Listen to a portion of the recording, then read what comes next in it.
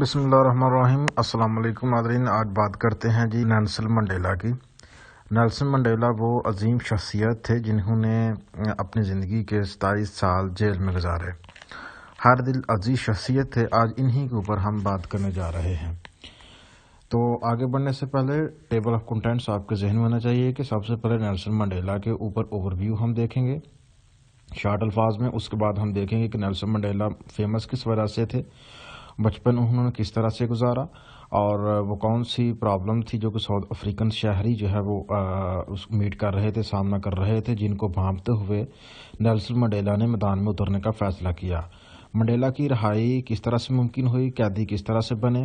اور کس طرح سے وہ ساؤتھ افریقہ کے پہلے سیاہ فام صدر بنے، انہی تمام چیزوں سے آج پردہ اٹھانے جا رہا ہوں۔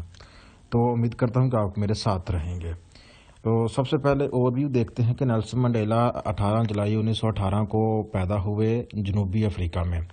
27 سال انہوں نے جیل میں گزارے، 1962 سے لے کر 1990 تک۔ رہا ہونے کے بعد انسانی حقوق اور ساؤتھ افریقہ میں نسل پرستی کے خلاف جو ایک ظالمانہ نظام نافذ تھا، اس کے خلاف جدوجہد کی۔ جب ان کو اپنے مشن میں کامیابی حاصل ہوئی تو پھر ساؤتھ افریقہ کے پہلے سیاہ فام صدر بنے 1994 کو۔ 1999 کو یہ ریٹائر ہو گئے اور 5 دسمبر 2013 کو نیلسن منڈیلا جو ہے اس دنیا سے چلے گئے۔ اب جی دیکھتے ہیں کہ وہ مشہور کیوں تھے، فیمس کیوں تھے، ہر دل عزیز شخصیت کیوں تھے، کیوں ہر کوئی نیلسن منڈیلا کی زندگی کے بارے میں پڑھنے کو ترجیح دیتا ہے اور نیلسن منڈیلا کی زندگی سے سبق حاصل کرنے کی کوشش کرتا ہے۔ حالانکہ وزیر اعظم پاکستان عمران خان بھی نیلسن منڈیلا کی لائف کے بارے میں، ان کی جدوجہد کے بارے میں جاننے کی ترغیب دیتے رہتے ہیں اکثر قوم کو۔ تو نیلسن منڈیلا جو ہے انہوں نے اپنے ملک میں نسل پرستی کے خلاف جنگ لڑی، طویل جنگ لڑی، اور انسانی حقوق کے لیے جنگ لڑی، اور اپنی اس جنگ کی وجہ سے ان کو جیل میں سخت اور طرح طرح کی اذیتیں دی گئیں، اور اسی وجہ سے نیلسن منڈیلا جو ہے دنیا بھر میں جانے جاتے ہیں، اور 27 سال انہوں نے جیل میں گزارے۔ اس وجہ سے ان کو دنیا بھر میں عزت کی نگاہ سے بھی دیکھا جاتا ہے۔ ہزاروں بلڈنگز، ہزاروں چوک چراہوں کے نام نیلسن منڈیلا کے نام پر منسوب کیے گئے ہیں۔ اب دیکھتے ہیں جی گروئنگ اپ، کہ نیلسن منڈیلا کا گروئنگ اپ کس طرح سے ہوا، بچپن ان کا کس طرح سے گزرا۔ تو نیلسن منڈیلا جی 9 سال کے تھے جب ان کے والد کا سایہ ان کے سر سے ہٹ گیا۔ نیلسن منڈیلا کے والد نے 3 شادیاں کی ہوئی تھیں۔ نیلسن منڈیلا تیسری بیوی میں سے تھے اور اپنے خاندان میں واحد پرسن تھے جنہوں نے تعلیم حاصل کی۔ نیلسن منڈیلا جب چھوٹے سے تھے تو یہ کہانیاں سنا کرتے تھے اپنے بڑوں سے، اور ان کے جو بڑے تھے وہ یہی کہا کرتے تھے کہ ہم اپنی ہی سرزمین میں بے وطن ہیں، ہمیں اپنے ہی سرزمین میں جو ہے دوسرے درجے کے شہریوں کی طرح سمجھا جاتا ہے، اور ہمارے جو لوگ ہیں وہ کبھی بھی نہ تو ووٹ پا سکتے ہیں، نہ ہی لیڈر بن سکتے ہیں، نہ استاد بن سکتے ہیں، نہ ہی مولم بن سکتے ہیں، اور ان کو فرسٹ درجے کا شہری تسلیم نہیں کیا جا سکتا۔ یہ ساری کہانیاں سنتے سنتے نیلسن منڈیلا جو ہے اندر ہی اندر سے پک رہے تھے، اور انہوں نے عزم کیا کہ وہ اس ناانصافی کے خلاف اور اس نسل پرستی کے خلاف بھرپور جدوجہد کریں گے۔ اس لیے انہوں نے وکالت کے شعبے کو اختیار کرنے کا فیصلہ کیا۔ ابتدائی تعلیم حاصل کرنے کے بعد انہوں نے وکالت کی ڈگری حاصل کی،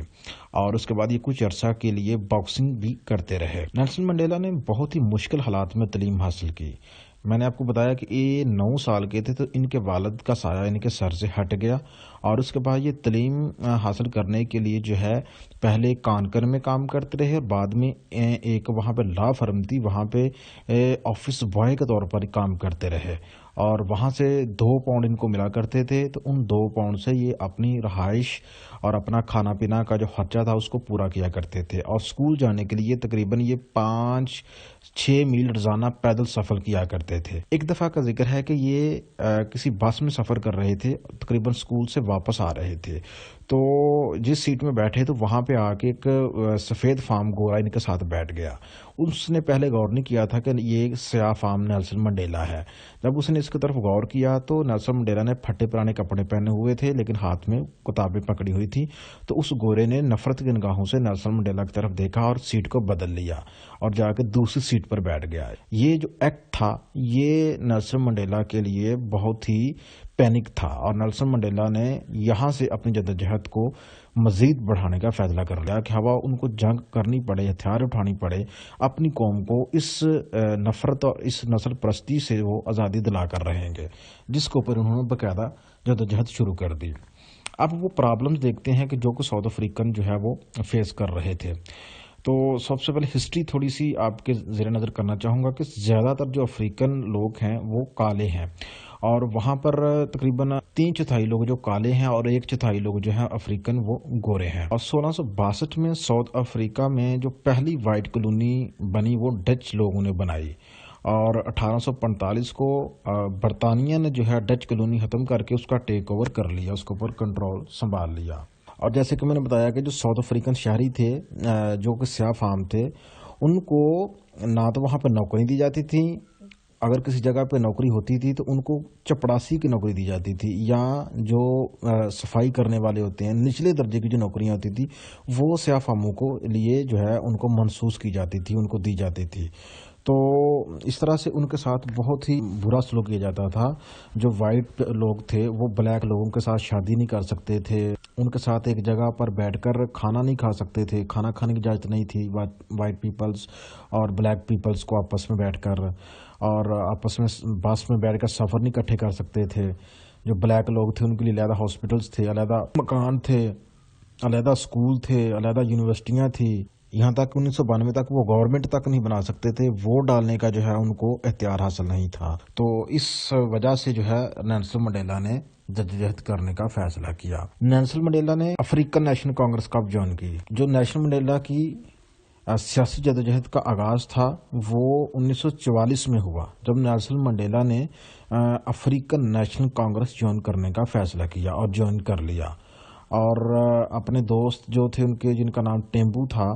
انہوں نے مل کر 1952 میں ساؤتھ افریقہ میں پہلی سیاہ فام فرم اسٹیبلش کی، اور یہاں سے باقاعدہ جدوجہد کا آغاز کیا، اور لوگوں کو جو ہے موبلائز کرنا شروع کیا۔ جو بلیک فارم لوگ تھے ان کو بتانا شروع کیا اگر آپ اسی طرح سے گورے پیپل جو تھے، گورے لوگ تھے، ان کے نیچے لگے رہیں گے تو آپ کے جو حقوق ہیں ان سے آپ کو ہمیشہ سے محروم رکھا جائے گا۔ تو آپ جو ہے کس طرح سے جدوجہد آپ نے کرنی ہے، اس طرح سے لوگوں کو موبلائز کرنا شروع کر دیا نیلسن منڈیلا نے اپنے ساتھیوں کے ہمراہ، اور لوگوں کو جو حکومت تھی اس کے خلاف بغاوت کرنے کا جو ہے پیغام پہنچایا، اور بتایا کہ وہ ہڑتالیں شروع کر دیں، دکانیں مارکیٹیں بند کر دیں، اور یہاں تک کہ اگر گورنمنٹ پریشرائز نہیں آتی ہے، گورنمنٹ جو ہے ان کو ان کے حقوق فراہم نہیں کرتی ہے، تو پھر جو ہے وہ گورنمنٹ کے خلاف مسلح جدوجہد کا بھی آغاز کریں۔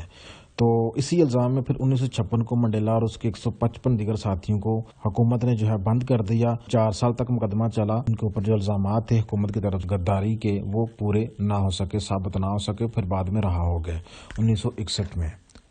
لیکن یہ ساری جدوجہد جو نسل پرستی کے خلاف جدوجہد جاری تھی نیلسن منڈیلا کی جانب سے، اس میں ٹرننگ پوائنٹ اس وقت آیا جب شارپ ویل انسیڈنٹ ہوا۔ شارپ ویل انسیڈنٹ میں اس طرح سے ہوا کہ وہاں پہ کچھ عیسائی لوگ جو ہے اپنے حقوق کے لیے، جو بلیک فارم لوگ تھے وہ اپنے حقوق کے لیے جدوجہد کر رہے تھے، تو جو وائٹ فارم حکمران تھے ان کی پولیس نے وہاں پر دھاوا بول دیا مظاہرین کے اوپر، ان کے اوپر ڈائریکٹ فائرنگ کر دی، اور ڈائریکٹ فائرنگ کرنے کے نتیجے میں تقریباً 69 لوگ جو ہے وہاں پر ہلاک ہو گئے۔ تو اس کے بعد یہاں پر اس جو سیاہ فاموں کی جدوجہد تھی، جو سفید فام کے خلاف جو ایک جنگ جاری تھی، اس کے حوالے سے جو ہے نیا ٹرننگ پوائنٹ شامل ہوا، اور نیلسن منڈیلا جو ہے ان کی جماعت نے بھی جو ہے اپنی جماعت میں عسکری ونگ قائم کر لیا، اور پھر حکومت کے خلاف جو ہے حکومتی انسٹالیشن کے خلاف، سرکاری تنصیبات کے خلاف، مواصلاتی نظام کے خلاف ٹیلی فون لائنز کو اڑانا شروع کر دیا، بم دھماکے شروع کر دیے، اور نیلسن منڈیلا نے خفیہ رہ کر جو ہے ملک میں مختلف سرکاری جگہوں پر جو ہے سرکاری عملہ کو نقصان پہنچانا شروع کر دیا، اور لوگوں کو بھی اکسایا کہ وہ جو ہے حکومت کے خلاف بغاوت کر دیں، اور اس طرح سے مختلف ممالک کا خفیہ دورہ بھی کرتے رہے، فنڈ ریزنگ بھی کرتے رہے، اور اسی طرح سے جب وہ اپنی جدوجہد کر رہے تھے، مسلح جدوجہد انہوں نے شروع کر دی خفیہ طریقے سے، تو پھر 1962 کو ان کو دھر لیا گیا گرفتار کر لیا گیا اور دوبارہ سے جیل بھیج دیا گیا، اور حکومت کے خلاف بغاوت اور باغی ہونے کے الزام میں اور سرکاری تنصیبات پر حملے کرنے کے الزام میں نیلسن منڈیلا کو 27 سال جیل میں گزارنا پڑے۔ ایک چھوٹا سا جزیرہ ہے یہ، جس طرح سے آپ تصویر دیکھ رہے ہیں، یہ آپ غور سے دیکھیں کہ اس جزیرے میں ان کو رکھا گیا۔ یہ جو جزیرہ آپ کو نظر آ رہا ہے، یہاں پہ ان کو جیل میں رکھا گیا، اور جس سیل میں رکھا گیا اس سیل میں بہت زیادہ ان کو اذیتیں دی گئیں، کوئی ان سے مل نہیں سکتا تھا 6 ماہ سے پہلے۔ تو 27 سال اس طرح سے انہوں نے جیل میں گزارے۔ تو جب ان کو جیل میں ڈالا گیا تو ان کے جو جانشین تھے، جو ساتھی تھے، انہوں نے ان کی غیر موجودگی میں بھی نسل پرستی کے خلاف جو اپنی جدوجہد تھی اس کو جاری رکھا، اور آخرکار حکومت جو ہے وہ نیلسن منڈیلا کے مطالبات کے سامنے گھٹنے ٹیک پر مجبور ہوئی، اور بین الاقوامی برادری نے بھی نیلسن منڈیلا کی رہائی کے لیے ساؤتھ افریقہ کی حکومت پر پریشر ڈالنا شروع کر دیا اور پابندیاں لگانا شروع کر دی۔ اور جب زیادہ پابندیاں سخت کر دی گئی اور بین الاقوامی برادری کی طرف سے ساؤتھ افریقہ کی حکومت پر زور دیا گیا کہ وہ نیلسن منڈیلا کو فوری طور پر رہا کریں، ورنہ دنیا جو ہے اس سے الگ تھلگ ہونے کے لیے تیار بیٹھی ہوئی تھی۔ ساؤتھ افریقہ کی حکومت کے ساتھ ٹریڈ تھی بند کر دی گئی، کرکٹ کا میدان جو ہے بند کر دیا گیا، کھیل کود کے پروگرام تھے جو ایونٹ منعقد ہوتے تھے ان کو بند کر دیا گیا، مکمل ساؤتھ افریقہ کا بائیکاٹ کر دیا گیا۔ تو اس وجہ سے پھر نیلسن منڈیلا کو جو ہے رہا کرنے پر جو اس وقت کی حکومت تھی وہ مجبور ہو گئی۔ اور پھر 1991 کو نیلسن منڈیلا جو ہے افریقن نیشنل کانگریس کے لیڈر بن گئے، کارکن کے طور پر شامل ہوئے، لیکن 1991 کو وہ صدر بن گئے افریقن نیشنل کانگریس کے۔ اور 1994 کو الیکشن کا انعقاد ہوا ساؤتھ افریقہ میں۔ نیلسن منڈیلا کو بہت بھاری اکثریت میں کامیابی حاصل ہوئی، اور پھر وہ 1994 کو نیلسن منڈیلا جو ہے پہلے سیاہ فام صدر بن گئے ساؤتھ افریقہ کے۔